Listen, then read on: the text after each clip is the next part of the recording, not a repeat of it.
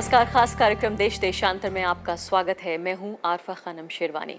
मोदी सरकार की पहली कैबिनेट मीटिंग में फैसला लिया गया है कि विदेशों में जमा काला धन भारत लाया जाएगा। इसके लिए एक स्पेशल इन्वेस्टिगेटिव टीम यानी कि एसआईटी का गठन किया गया है। इसकी अध्यक्षता सुप्रीम कोर्ट के रिटायर्ड जज एमपी शाह करेंगे। हालांकि सरकार ये कदम सुप्रीम कोर्ट के आदेश पर उठा रही है।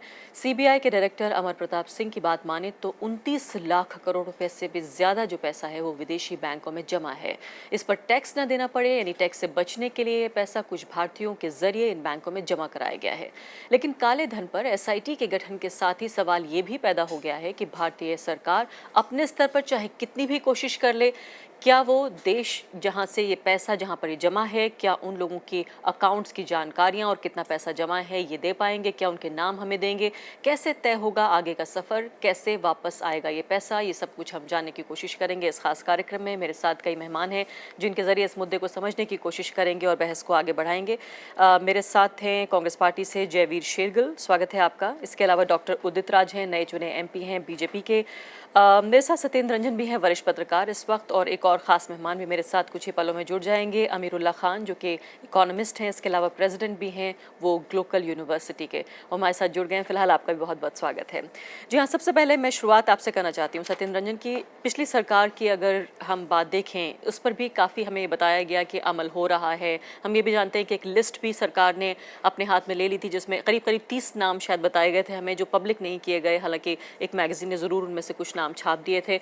उसके बाद से क्या आगे बात को बढ़ाया जाएगा एसआईटी के जरिए, या नए सिरे से फिर ये बीजेपी सरकार काम करेगी इस पर? नहीं, देखिए, एसआईटी का जो बनाने का बात है ये तो आपको पता ही हम लोगों को है कि 3 साल से प्रोसेस था। सुप्रीम कोर्ट ने ये आदेश दिया था। एसआईटी और मॉनिटरिंग कमेटी बनाने का जो सुप्रीम कोर्ट का एक तरीका है पिछले कुछ सालों में जो विकसित हुआ है, उससे कार्यपालिका के अधिकार क्षेत्र के अतिक्रमण का एक मुद्दा रहा है जिसको लेके पिछली सरकार गई थी और उसने ये कहा था कि ये आदेश कोर्ट वापस ले ले, जो उन्होंने नहीं लिया।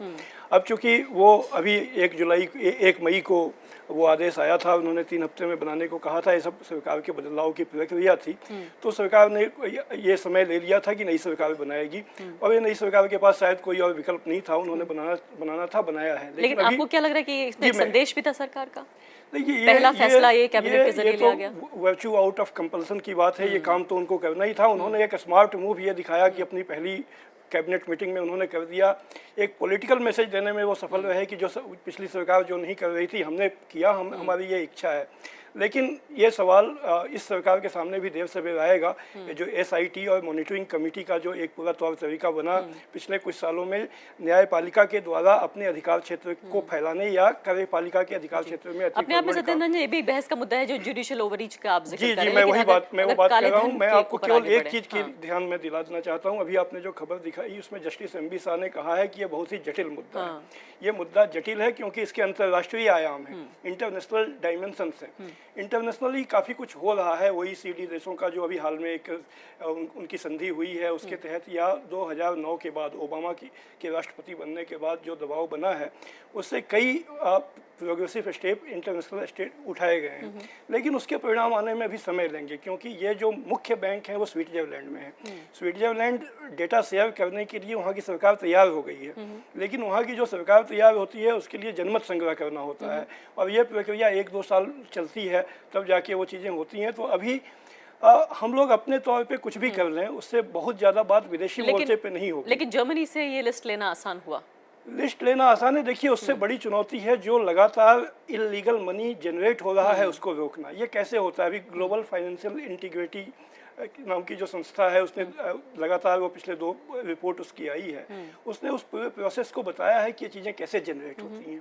ओवर इनवॉइसिंग, अंडर प्राइसिंग, ये सारी चीज़ें जो आयात निर्यात के क्रम में होती हैं, ये मेन सोर्स है इसके होने का। और बाकी यानी आप ही कह रहे हैं कि अगर इस फिगर को हम मान लें कि 30 लाख करोड़ की ये बात है, पहले तो इसको भी सब्सटेंशिएट करना पड़ेगा कि आखिर ये फिगर किस तरह से जनरेट हुई है, क्या वाकई जो सूचना है, जो इन्फॉर्मेशन है वो सरकार के पास है? 3 सोर्स हैं। ये कि ये एक सरकार ने 2012 में जो यूपीए सरकार ने इस पर व्हाइट पेपर रखा था।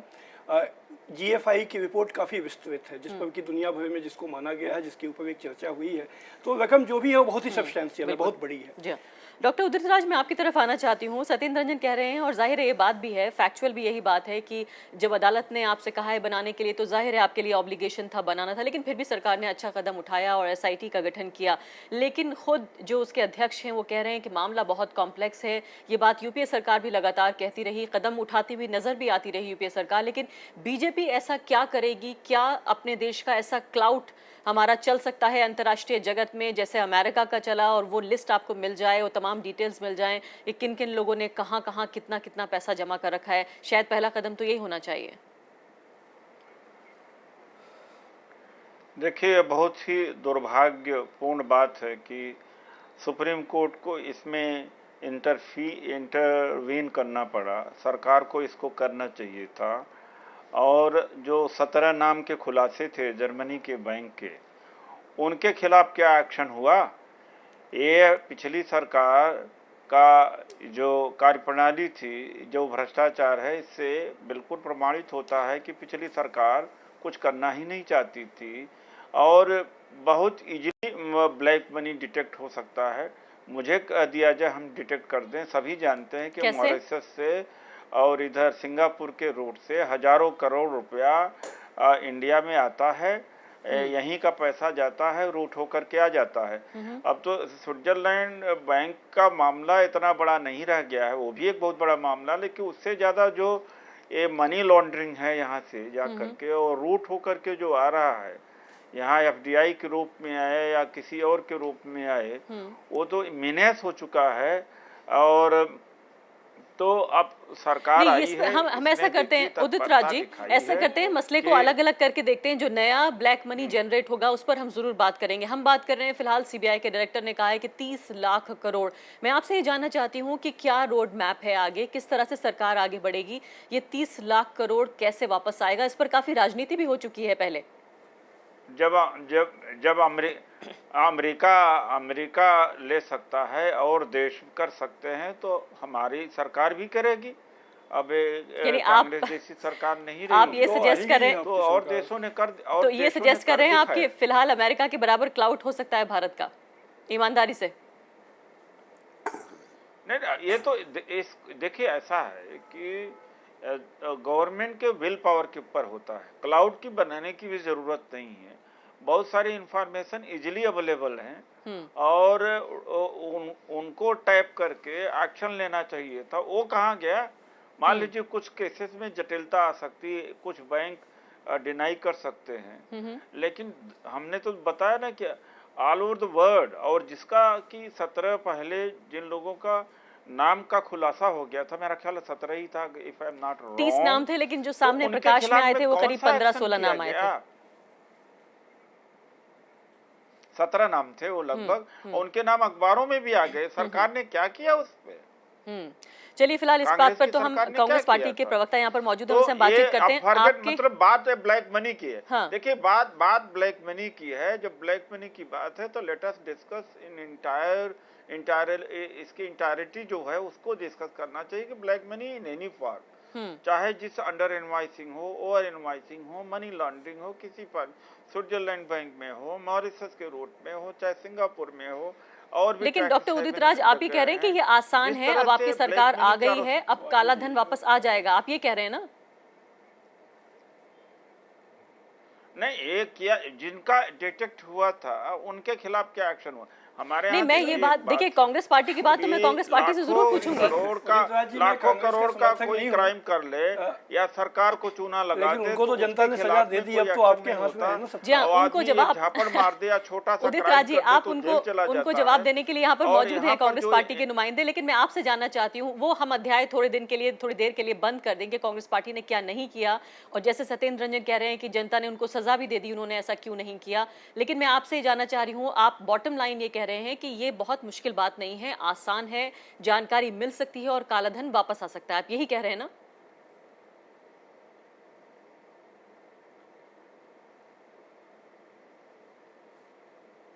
जी, चलिए वापस लौटेंगे और फिलहाल उनकी बात से कम यही समझ में आ रहा है। आपकी तरफ मैं आती हूँ एक ही सेकंड में, लेकिन अमीरुल्लाह खान साहब, क्या वाकई जिस तरह से उदित राज कह रहे हैं कि हमारी सरकार अब आ गई है, अमेरिका कर सकता है तो हम क्यों नहीं कर सकते? ये जानकारियां लेना बहुत मुश्किल बात नहीं है, सिर्फ विल पावर होनी चाहिए। दरअसल जो पिछली सरकार थी वो इन लोगों को छिपाना चाहती थी। ये कुछ प्रभावशाली इन्फ्लुएंशियल लोग थे जिनको छिपाने की वजह से सरकार ने उनके ऊपर कार्रवाई नहीं की, जबकि उनके कुछ के नाम तो पब्लिक भी हो चुके थे। ये बड़ा आसान है, ये इनको शिकायत कर देंगे, ये कहेंगे कि भाई ये सब शुरू हुआ था 2001 में, 3 साल तक कुछ नहीं हुआ, फिर 10 साल में कुछ नहीं हुआ, ये सब तो चलती रहेगी, ये आपस में अपना ब्लेम करते रहेंगे। बात सिंपल बात ये है कि हमें ये नहीं, ये जो 30 लाख करोड़ 21 लाख करोड़, इसका कोई बेसिस नहीं है, इस पर विश्वास न किया जाए, बिल्कुल ही नहीं। ये हो सकता है इसके 3 गुना ज्यादा हो, ये हो सकता है इसका आधा हो, कोई रोबस्ट इसमें मेथोडोलॉजी हुई नहीं, कभी किसी ने कोई इस पे ठोस काम नहीं किया। तो एक तो इसको हम ये फैशनेबल हो गया आजकल कि यहाँ पे 2 लाख करोड़ चले गए, कोल में 3 लाख हो गए, ये खासकर सीएजी के कहने के बाद से ये फिगर्स जो हैं वो ये बड़ा अच्छा हो गया, सब लोग अपनी अपनी फिगर लेके घूम रहे हैं। बात ये जरूर है कि बहुत सारा काला धन है, लेकिन ये ब्लैक मनी होती क्या थी, और ये हम और आप नहीं करते क्या? ये कोई ऐसे लोग हैं जो बाहर रहते हैं वही करते हैं ब्लैक मनी। ब्लैक मनी कौन सी होती है? जब आप कोई डॉक्टर को देखने जाते हैं और उसको जाके 300 रुपए देते हैं, ब्लैक मनी। जब आप वकील रखते हैं और उस वकील को 6000 रुपए देते हैं अपना केस लड़ने के लिए, ब्लैक मनी। ये सारा ब्लैक मनी होता है। इस ब्लैक मनी में 800 मिलियन लोग जो इंडिया के हैं वो सारे मुब्तला हैं। तो पहले तो ये सब सही करना। अगर ये नई गवर्नमेंट ये करे कि हम ब्लैक मनी का सफाया करेंगे तो उनको ये सब करना पड़ेगा पहले। तो और जब ये बड़ी बड़ी बातें करें तो ये ख्याल रखें कि ये करना बड़ा मुश्किल है। दूसरी चीज ये कि आप किसको पिनलाइज करेंगे? वो 17 लोग जिनके नाम पता चल गए, या वो 25 लोग या 35 लोग, वो पता नहीं कौन है, और वो ये भी पता नहीं कि वो सही नाम है या नहीं है। अमेरिका ने जो किया वो क्या हम कर सकते हैं? अमेरिका ने बैंक को पिनलाइज किया, $2.5 बिलियन, 15,000 करोड़ रुपए का एक बड़े बैंक को उन्होंने पेनल्टी लगा दी। हम कर सकते हैं? हम आज तक वोडाफोन को नहीं कर पाए। उदित राज जी, पहले जल्दी से जवाब दे दीजिए, फिर मैं शेरगिल साहब के पास जाऊंगी। नहीं, ये जो कह रहे हैं कि ऐसी बात नहीं है। मैं still I stick to my statement that of course it depends on the will of the government. अगर गवर्नमेंट की इच्छा शक्ति है तो ये हो सकता है। और लेकिन अपने देश की सरकार की हैसियत भी तो आंकनी होगी उदित राज जी। इंडिया में भी बहुत सर्कुलेट हो रही है। हाँ जी, हैसियत भी तो हमें आंकनी होगी कि हम किस स्थिति में हैं, हम कितनी बार्गेनिंग पावर है हमारी। आखिर वो बैंक, वो देश जो ऐसे बैंक चलाते हैं जिनकी पूरी की पूरी इकोनॉमी कहीं ना कहीं काले धन पर निर्भर है, वो आखिर क्यों इतनी आसानी से वो नाम, वो डिटेल सब कुछ हमें बता देंगे? क्या हुआ? आईसीआईसीआई का तो पता लगा, आईसीआईसीआई बैंक का पता लगा, वो तो यहीं का है, उसको पकड़ा जा सकता था। क्या किया सरकार ने? वो लोग भी तो मनी लॉन्ड्रिंग का काम कर रहे थे, वो इंडिया में पकड़ा भी गया, डिटेक्ट हुआ। क्या किया? क्या हो पाया? चलिए, बात को घुमा आप जरूर रहे हैं, लेकिन वापस आती हूँ दूसरे सवालों के साथ। जयवीर शेरगिल, ये बताइए कि कई सवाल आपका पीछा कर रहे हैं, बहुत मुश्किल सवाल है। उदित राज कह रहे हैं कि अगर सरकार ने कदम उठाया होता तो शायद अदालत को भी SIT के गठन के लिए निर्देश नहीं देना पड़ता। पहली बात उन्होंने कही। दूसरा, उन्होंने कहा कि ये बहुत मुश्किल बात नहीं है, इन्फॉर्मेशन ले लेना, सूचना बटोर लेना, और उनकी सरकार ये करके दिखाएगी। आपने क्यों नहीं किया? 4 स्पष्ट बातें कहना चाहूँगा। सबसे पहले जो आज बीजेपी ने कदम उठाया है वो एक मजबूरी थी और ज़रूरत थी। चाहे वो थर्ड फ्रंट होता, यूपीए या बीजेपी, वो करना ही था क्योंकि 29 में डेडलाइन थी। दूसरा, SIT क्यों बनी? बीजेपी के मेंबर पार्लियामेंट राम जेठमलानी ने पिटीशन फाइल की कि जो एजेंसीज आज SIT की मेंबर हैं, हमें उन पे पूरा विश्वास नहीं। ED, CBEC, CBDT, CBI, judiciary की सुपरविजन के अंडर ये काम होना चाहिए। तीसरा, कोई भी काले धन से 2 पहलू जुड़े होते हैं, पहचान कि काला धन कहाँ पड़ा है। सेकंड, क्या हमारे पास मैकेनिज्म है कि वो काला धन हमारे देश में वापस आएगा। SIT के माइनस वो सारे काम हो चुके। काला धन वापस कैसे आता है? आइडेंटिफिकेशन। आपको हर एक मुल्क के साथ एक इंफॉर्मेशन एक्सचेंज अग्रीमेंट साइन करना पड़ता है, double taxation avoidance agreement sign करना पड़ता है। 81 टैक्स अग्रीमेंट्स हमने अमेंड किए हैं, 14 नए एक्सचेंज इंफॉर्मेशन अग्रीमेंट्स हमने साइन कर दिए हैं। 30,000 crore worth cross border transaction international taxation का जो विभाग है वो मॉनिटर कर रहा है। 34,000 करोड़ ट्रांसफर प्राइसिंग ट्रांजैक्शन है वो मॉनिटर हो रही है। 300 रिक्वेस्ट ऑफिशियली अंडर अग्रीमेंट जा चुकी है। चौथी बात पे आऊंगा, आपने जो बात की क्या अभी लिमिटेशंस हैं, बिल्कुल हैं। केमन आइलैंड्स का उदाहरण देना चाहूंगा। पूरे देश में पूरे दुनिया में माना जाता है केमन आइलैंड दुनिया का सबसे बड़ा टैक्स हेवन। वहां का कानून है कि अगर आपको वहां से पैसा लाना है तो आपको ये एस्टैब्लिश करने पड़ेगा, जो क्राइम इंडिया में क्राइम माना जाता है वो केमन आइलैंड में भी क्राइम माना जाता है, उसे कहते हैं ड्यूअल क्रिमिनलिटी प्रिंसिपल। वो हमें इंडिया को, चाहे वो बीजेपी हो, कांग्रेस हो, एसआईटी हो, वहां जाके एस्टैब्लिश करना पड़ता है। आप सरकमवेंट नहीं कर सकते। जैसा इन्होंने कहा 1993 बैंक की सीक्रेसी लॉस है। मैं कह रहा हूं बहुत सारा ग्राउंड वर्क, जो मैकेनिज्म जिसे कहते हैं पटरी डालना, पत्थर नी पत्थर डालना, वो हो चुका है। अग्रीमेंट्स हो चुके हैं, रिक्वेस्ट जा चुकी हैं, मॉनिटरिंग शुरू हो गई है। एसआईटी अब फास्ट ट्रैक पे काम कर सकती है, पर ये कहना कि वो केमन आइलैंड की कानून बदल देंगे, वो स्विट्जरलैंड का कानून बदल। जयवीर शेरगिल, ये बात आपने बहुत महत्वपूर्ण बात कही, पूरी डिटेल्स भी आपने सब बताई हैं, लेकिन उस सब के बावजूद सवाल तो देखिए उठता है कि 10 साल के दौरान क्यों इतनी धीमे धीमे सरकार चली, क्यों यूपीए सरकार ने उन लोगों को खासकर शील्ड किया जिनके नाम पब्लिक हो चुके थे, एक मैगजीन ने उन्हें छाप भी दिया था। अब उसका भी मैं आपको उत्तर देता हूं। जब आप कह रहे हैं कि क्या शील्ड किया, जब जैसा इन्होंने 2009 में मानता हूं ऐसा टाइम जब शुरू हुआ ब्लैक मनी आइडेंटिफिकेशन, एक मुल्क के साथ नेगोशिएट करना और रिक्वेस्ट भरना, इंफॉर्मेशन एक टाइम कंज्यूमिंग। आज एक बातें करनी बहुत आसान है क्योंकि यूपीए ने वो अग्रीमेंट साइन कर ली। उनको कन्विंस करना, हर बैंक के अपने कॉन्फिडेंशियलिटी लॉज है, हर बैंक को ये एस्टैब्लिश करना पड़ता है। ये कानून इंडिया में अगर इसको जुर्म माना जाता है, वो आपके देश में जो पैसा पड़ा है वो भी जुर्म। दूसरा, जब आपने नाम की डिस्क्लोजर, सुप्रीम कोर्ट में एक एफिडेविट फाइल हुआ था जहां 17 नाम बताए भी गए थे, और हर विभाग ने कहा था कुछ ऐसे नाम भी हैं जिनका धन तो विदेश जरूर पड़ा है पर उन्होंने इस धन पे टैक्स दे दिया है। हम एक उत्साह में बिना इन्वेस्टिगेशन के अगर उनको फांसी चढ़ाना चाहते हैं वो अलग बात है, और अगर इन्वेस्टिगेशन, अगर टैक्स एवेजन नहीं है तो उनका नाम डिस्क्लोज करना है। लेकिन प्रक्रिया धीमे चली, ये बात तो आप ईमानदारी से मानेंगे। मैं इसको धीरे नहीं कहूंगा। अगर जनता के सामने ये बात आ जाती कि यूपीए सरकार गंभीर है और काला धन वापस लाना चाहती है, उन लोगों को सजा देना चाहती है जो ये काम कर रहे हैं गैर कानूनी, आप आपके चैनल तो शायद हो सकता है राजनीतिक फायदा के जरिए आपको अगर एसआईटी ये काम स्क्रैच से शुरू करे, आज जो 81 टैक्स ट्रीटीज अमेंड हुई है, 14 नए एग्रीमेंट, 10 साल उनको ये करने में ही लग जाएंगे। इनको शुक्रगुजार होना चाहिए यूपीए के, हमने ये काम किया है। छोटे से ब्रेक का वक्त जरूर हो गया है, लेकिन उदित राज का रिएक्शन में जरूर लेना चाहूंगी। इस पर आपकी प्रतिक्रिया। कह रहे हैं जयवीर शेरगिल के पिछले 10 सालों में, चूंकि ये अंतर्राष्ट्रीय मामला है और जटिल तमाम प्रक्रियाएं हैं, लेकिन इस पर मुस्तैदी से लगी रही यूपीए सरकार और आपको सारा जो ग्राउंड वर्क है, पूरा जो कागजी काम है वो करके दे रहे हैं, सिर्फ आपको एक्शन लेना है।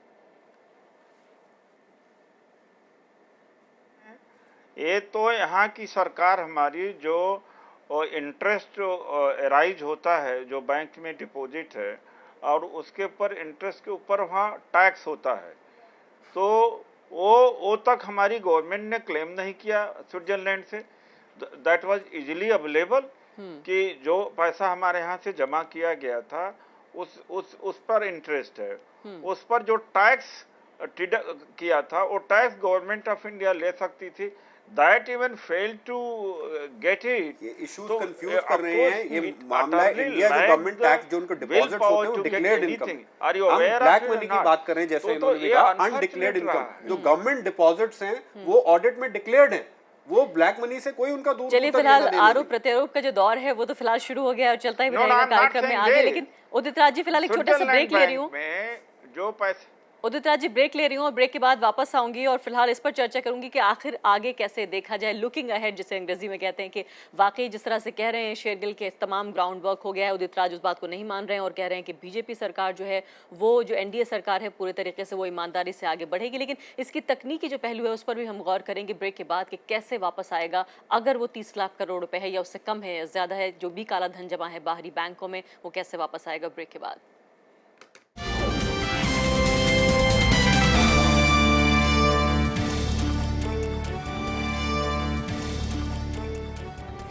जहाँ चर्चा हम आज कर रहे हैं काला धन यानी कि ब्लैक मनी पर, कैसे विदेशों से वापस लाया जाए। जो एनडीए सरकार है, फिलहाल मोदी सरकार ने जो सबसे महत्वपूर्ण फैसले किए हैं उनमें से एक ये भी है कि एसआईटी का गठन कर दिया गया है ब्लैक मनी को वापस लाने के लिए। हालांकि ये निर्देश सुप्रीम कोर्ट ने भी दिया था, लेकिन फिलहाल जो एक्शन है, जो कार्रवाई है, वो तो सरकार को करनी पड़ेगी।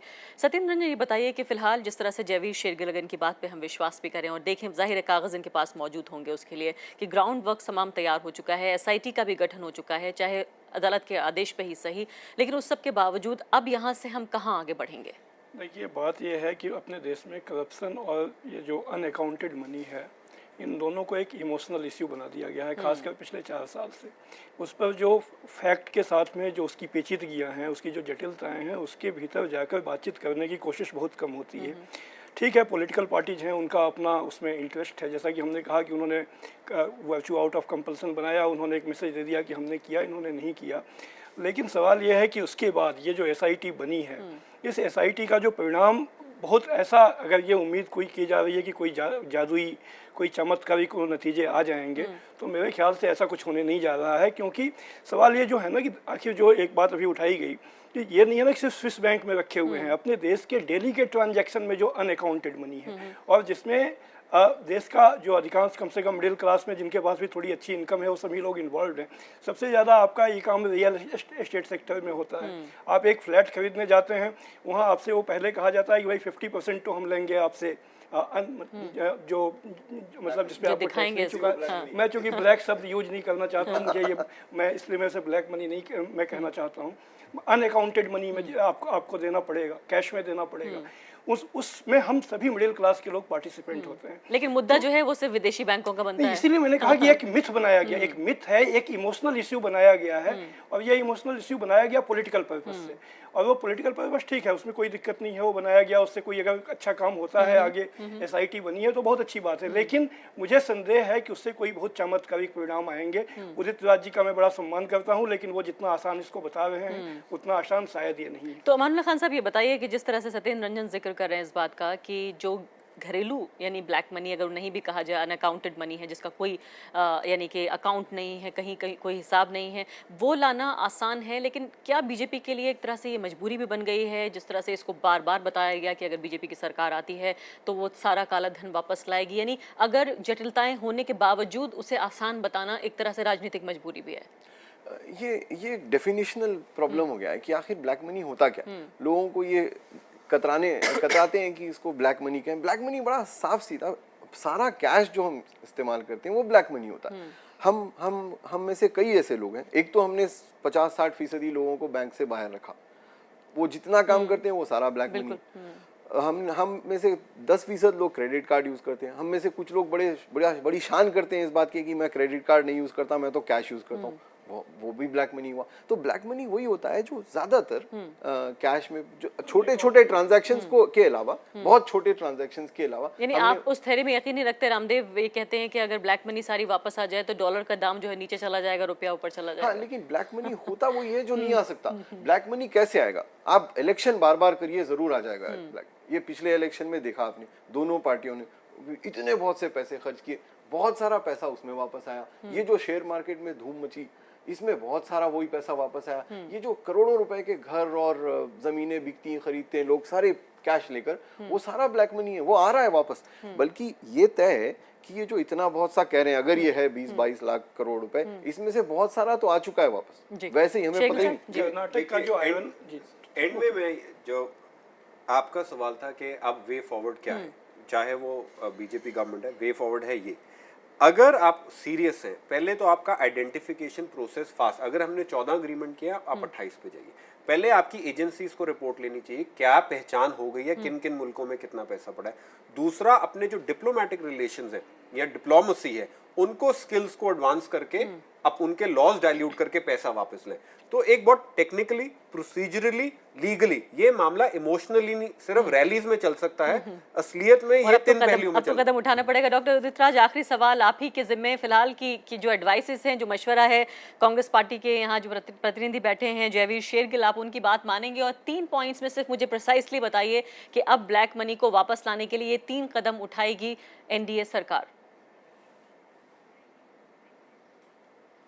बिल्कुल, जब NDA सरकार ने इतना तड़ाफड़ या कहा जा सकता है फौरन SIT का गठन कर दिया और चुनाव के दौरान ये मुद्दा रहा है ब्लैक मनी का, ब्लैक मनी बाहर का लाने का, तो निश्चित तौर से मोदी जी की सरकार इसको पूरा करेगी, आप देखिएगा।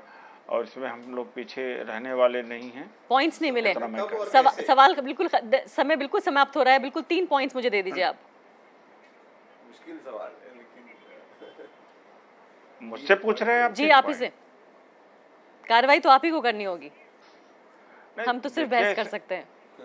नहीं तो ठीक है, मतलब वो 3 पॉइंट इन्होंने कहा कि जैसे ये जो बायलैटरल एग्रीमेंट होते हैं, ये जो मनी ऑलरेडी पड़ी हुई है जिसका बारे में पता है उसको तो पहले लें, उसको पेनलाइज करें। दूसरी बात है कि ये एग्रीमेंट टू डिफरेंट कंट्री से, अभी कुछ कंट्री से जिसका हो चुका है उससे तो कम से कम करें। तीसरी बात है कि ये जो स्विट्जरलैंड बैंक में जो टैक्सेस पड़े हुए हैं, जो दूसरे कंट्रीज के लोग ब्लैक मनी के अपने क्लेम कर लेते हैं, हमारे देश की सरकार नहीं करती, वो करेगी हमारी सरकार।